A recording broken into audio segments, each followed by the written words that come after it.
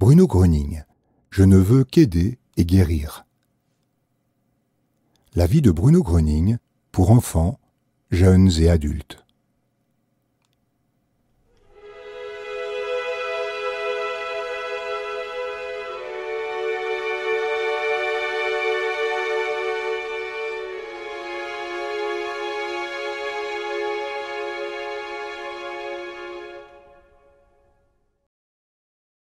Chapitre 7. Nouvelle voie. En 1949, le docteur Kurt Trempler, journaliste, était venu au Traberhof comme correspondant et y avait obtenu, à son grand étonnement, une importante guérison. Par gratitude, il avait écrit le livre La Grande Conversion et s'était engagé de différentes façons pour Bruno Gröning. Il l'accueillit chez lui et organisa pour lui, en 1950-51, des conférences à l'auberge Weikersheim, à Gräfelfing, près de Munich. Beaucoup de guérisons continuent à se produire. Tout comme chez Enderlin, les conférences à Gräfelfing furent un succès. De nombreuses guérisons se produisirent. Une future grande amie de Bruno Gröning, la baronne Annie Ebner von Eschenbach, assista à beaucoup de ses discours et prit note de ce qu'elle y vécut avec Bruno Gröning. En voici un extrait. Pendant son exposé, des événements se produisirent dans tous les coins de la salle. Des personnes jetèrent leurs béquilles et s'avancèrent vers Gröning, le visage rayonnant, en criant « Je peux de nouveau marcher librement, sans canne et sans douleur ». Puis, elles se précipitèrent hors de la salle, descendirent et remontèrent les escaliers plusieurs fois. Les membres raides devaient d'abord être rodés. Certains, hommes ou femmes, voulurent offrir leurs béquilles à Bruno, mais il leur dit « Alors, je devrais venir avec un camion de déménagement ». Souvent, Gröning cassait les cannes, parfois grosses comme le poing, comme si c'étaient des allumettes. Un jour, une jeune femme au visage rongé par le chagrin était assise au deuxième rang avec sa fille d'environ 9 ans. Lorsque Gröning lui demanda « Alors, petite maman, que ressentez-vous » Elle répondit « Malheureusement rien, monsieur Gröning. »« Eh bien, petite maman, ne regardez pas toujours vers le passé. Cette frayeur-là est encore en vous, il faut d'abord la lâcher. » C'était pendant un bombardement. Vous vous trouviez dans une sorte de cabane de jardin et vous avez été ensevelie alors que vous étiez enceinte de 8 mois. Quand on vous a libéré, l'enfant est né et était aveugle. Est-ce exact ? Surprise, la jeune femme répondit « Oui, tout à fait ». Sur quoi Bruno Gröning lui dit « Bon, alors maintenant, ne pensez plus à ce temps effroyable, croyez très fort en l'aide de Dieu et priez-le. Vous n'avez pas besoin de ramener l'enfant, il suffit que la maman croie très fort. » 8 jours plus tard, la femme était à nouveau là. L'expression soucieuse de son visage avait disparu. Elle avait véritablement rajeuni. Lorsque Gröning la questionna, elle répondit « Oui, aujourd'hui une chaleur traverse mon corps et je me sens libre et joyeuse. » Alors, petite maman, continuez ainsi, ça arrivera bientôt. Une semaine plus tard, la femme revint, et Bruno Gröning alla vers elle, au milieu de la conférence. Il s'arrêta et dit « Petite maman, jeudi, à 17h20, emmenez votre enfant dans une pièce obscure. Elle recouvrera la vue, et comme elle n'a encore jamais vu ni couleur ni forme, elle s'effraierait, et la peur pourrait la rendre malade. Habituez-la lentement à tout ce qui l'entoure. » Comme ce cas m'intéressait particulièrement, je me suis renseigné et j'ai appris un peu plus tard que tout s'était passé à la minute exacte, comme Bruno Gröning l'avait annoncé. Quelques années plus tard, j'ai encore une fois interrogé Bruno Gröning lui-même à propos de l'enfant, et j'ai appris qu'elle voyait comme si elle n'avait jamais été aveugle. Trempler devint lui-même guérisseur. Une grande amitié liait Bruno Gröning et Kurt Trempler. Mais même celle-ci se rompit. Un jour, Trempler eut l'idée qu'il pouvait lui-même guérir et qu'il n'avait plus besoin de Bruno Gröning. Il croyait avoir appris suffisamment de ce dernier, se sépara de lui et se mit à son compte comme guérisseur. Il dit même « Bruno Gröning ne peut pas rivaliser avec moi ». Trempler passa l'examen de Heilpraktiker, s'installa et commença à dire du mal de Bruno Gröning et à le diffamer publiquement. Bruno Gröning n'entreprit rien contre Kurt Trempler et respecta de son côté ce lien d'amitié. Des personnes décontenancées, en quête d'aide, demandèrent chez qui elles devaient se rendre maintenant, chez Gröning ou chez Trempler. Gröning répondit « Tant que les gens ne peuvent pas encore venir me voir, je lui transmets la force. » Le premier grand procès. Alors qu'en 1949, les autorités de Bavière étaient encore bienveillantes envers Bruno Gröning, et alors même que le ministère de l'Intérieur bavarois avait même qualifié son activité de philanthropique, cette attitude positive changea en 1950. C'étaient surtout les agissements d'Otto Meckelburg qui avaient fortement nui à la réputation de Bruno Gröning, y compris auprès des autorités. En septembre 1950, celles-ci lui signifièrent, en Bavière aussi, une interdiction de guérir. Encore une fois, on lui reprocha d'avoir enfreint la loi concernant les Heilpraktiker et d'avoir guéri des personnes, alors qu'en réalité, il n'en avait pas le droit. On prépara même un procès à son encontre. En 1952, tout fut prêt. Bruno Gröning comparut. Comme cela dut être humiliant pour lui. Il avait toujours tout fait pour aider les nécessiteux, n'avait jamais pensé à lui-même, n'avait jamais demandé de l'argent aux malades, et là, c'était exactement ce qu'on lui reprochait. Il fut traîné devant le juge parce qu'il avait aidé les gens. Le jugement fut prononcé en mars 1952. Bruno Gröning fut acquitté. Mais le ministère public, qui l'avait poursuivi, ne voulut pas accepter le verdict et fit appel. Le procès fut réouvert en juillet. À nouveau, Bruno Gröning fut acquitté. C'était bien, mais les motifs allégués n'étaient pas bons. Le juge déclara que Bruno Gröning avait effectivement enfreint la loi concernant les Heilpraktiker, mais qu'il ne le savait pas et ne l'avait pas fait intentionnellement. C'est pourquoi il l'a quitté. Mais à partir de là, Bruno Gröning devait le savoir, et dès lors ne devait donc pas recommencer. Ainsi, l'acquittement fut pour Bruno Gröning comme une nouvelle interdiction de guérir. Examen de Heilpraktiker. Après le procès, Bruno Gröning chercha inlassablement des moyens d'aider les malades et de remplir sa mission, sans entrer encore une fois en conflit avec la loi. Il était même prêt à passer l'examen de Heilpraktiker, bien que cela le répugnait de s'occuper de la maladie, en laquelle il ne reconnaissait que le mal, ou même de traiter ce mal. Son activité n'avait rien à voir avec le traitement des maladies.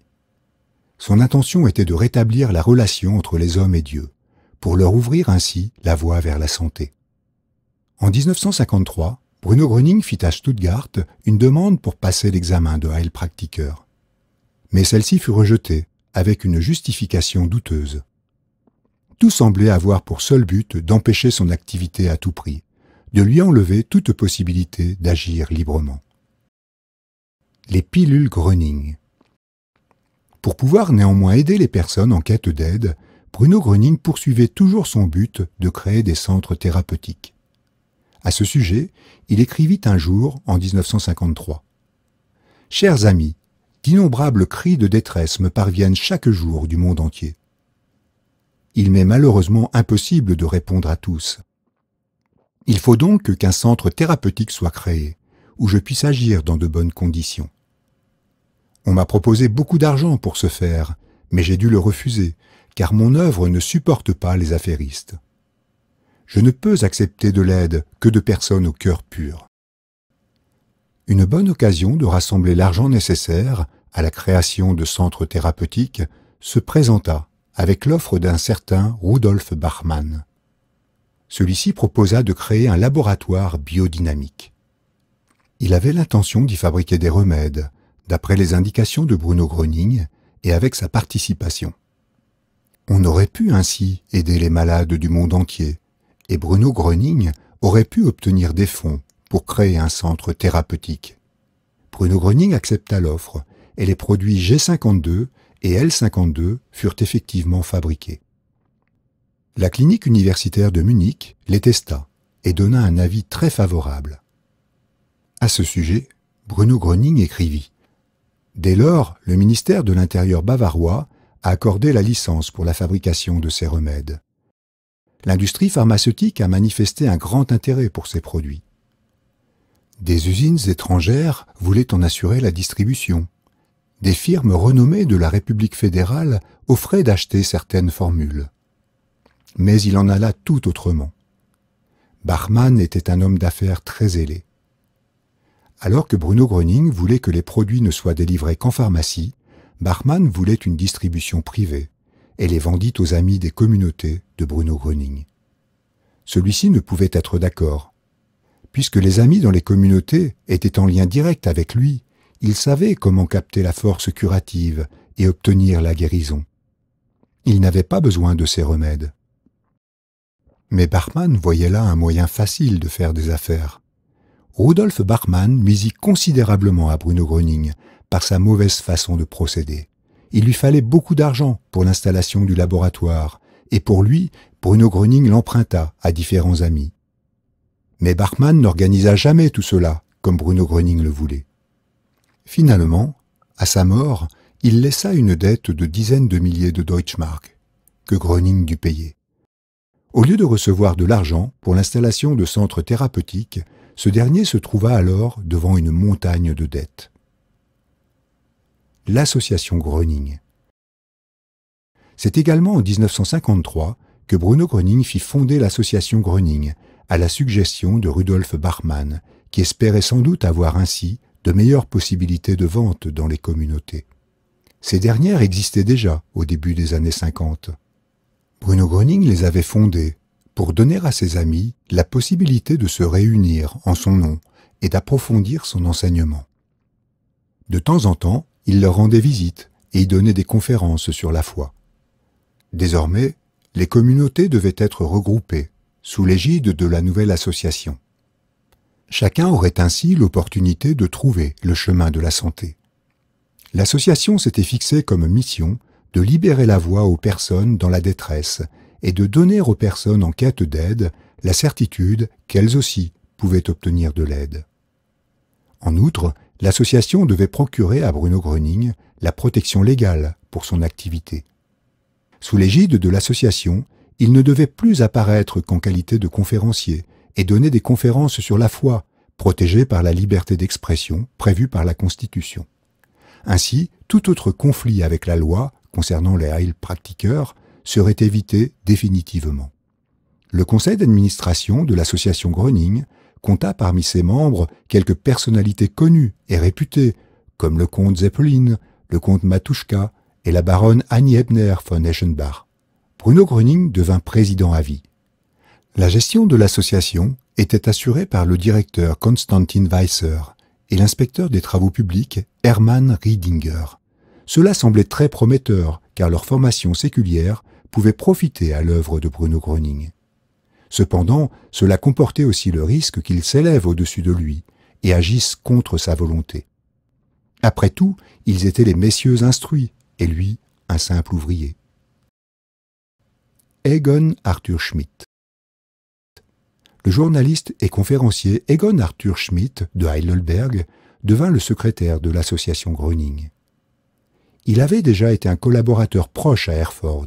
Il avait écrit le livre « Les guérisons miraculeuses de Bruno Gröning » et fondé l'association « Cercle des amis de Bruno Gröning ». Mais celle-ci avait été dissoute peu de temps après. Bruno Gröning s'était séparé de M. Schmidt en 1949, car lui aussi s'était avéré être un affairiste zélé. Il avait détourné des dons et écrit des articles négatifs dans les journaux. Alors qu'à l'époque, il comptait parmi les collaborateurs les plus proches de Bruno Gröning, il l'avait dépeint dans une série d'articles comme l'un des hommes les pires qui soient, et avait nui énormément à sa réputation, comme le fit plus tard Meckelbourg. En 1952, M. Schmidt se tourna à nouveau vers Bruno Gröning. Il affirma avoir reconnu ses erreurs, voulut se racheter et demanda à pouvoir aider à l'édification de l'œuvre. Bruno Gröning, bien que sachant quel genre de personne il était, l'accepta à nouveau comme collaborateur. Ainsi, encore une fois, M. Schmidt eut l'occasion de montrer s'il avait vraiment à cœur le bien des malades ou uniquement son propre profit financier. Malheureusement, il s'avéra bientôt que M. Schmidt n'avait pas changé. Une fois de plus, il essaya seulement de gagner de l'argent, en exploitant les capacités de Groening. À nouveau, il lui fit du tort par ses articles négatifs. En 1955, Bruno Groening se sépara définitivement de M. Schmitt. Mais celui-ci, rancunier, intenta plusieurs procès contre Bruno Groening. Il voulait, après coup, encore lui soutirer le plus d'argent possible. Bruno Groening le qualifia un jour de l'homme le pire et le plus vil qui soit. M. Schmitt faisait aussi partie des gens dont Bruno Groening avait dit. Ces personnes devaient exister, et ce pour mettre en évidence qui est l'homme, que l'homme est sans scrupules et ne se soucie guère que le malade reçoive de l'aide ou non. Soudain, je me suis levé. Malgré toutes les contrariétés que Bruno Groening connut à cette époque-là, malgré toutes les forces antagonistes qui voulaient étouffer son activité, des guérisons miraculeuses continuaient de se produire. Ainsi, Gisela Knollmann témoigne. À l'époque, lorsque le médecin diagnostiqua chez moi une hernie discale, nous n'avons reculé devant aucun effort, aucune dépense, mais ce fut en vain. Je ne pouvais me coucher que d'un côté, ne marchais que très peu, très courbé, et ne pouvais pratiquement plus travailler. Le fauteuil roulant m'attendait. Alors, M. Groening vint chez moi. Il ne fit rien d'autre que prêcher. Après un certain temps, au moins une demi-heure, je pensais. C'est bien beau ce qu'il dit, mais cela, je peux le faire moi-même. Ce n'est pas pour ça qu'il est là. Qu'est-ce que ça veut dire? Subitement, en plein milieu d'une phrase, il s'avança un petit peu, frappa de la paume de la main sur ma petite table et dit « Bon, maintenant je n'ai plus le temps, je dois partir. » Et à cet instant, à ce seul et unique instant, à cette unique seconde, cela se produisit. Je ne peux pas dire quoi, je ne peux pas vous l'expliquer, pas même aujourd'hui, après 45 ans. Je ne connais aucune explication, mon mari non plus. À cette seconde précise, il se leva, et je me levai avec lui. Je me levai subitement, et je n'avais plus de douleurs, elles avaient simplement disparu. Je pouvais me tenir debout, tout à fait droite, comme la nature m'avait faite, et comme je n'en avais plus été capable depuis toute une année. Depuis lors, je n'ai plus jamais eu de hernie discale. Cela fait 45 ans. Je peux maintenant marcher sans difficulté et sans handicap. Ce fut une délivrance. Adolphe Gross aussi était très malade lorsqu'il rencontra Bruno Groening pour la première fois.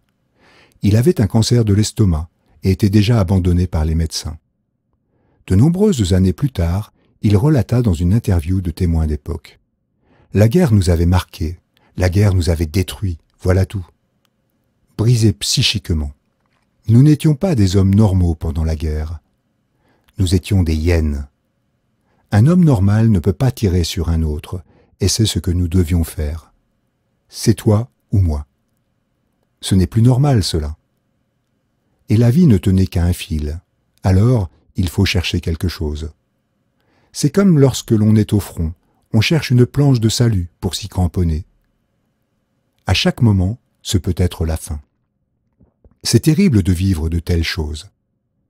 Et il n'est donc pas étonnant que nous soyons devenus malades, que nous ayons été détruits psychiquement. J'avais déjà un pied dans la tombe, tant j'étais malade. Je voulais de l'aide. Je ne pouvais plus rien manger.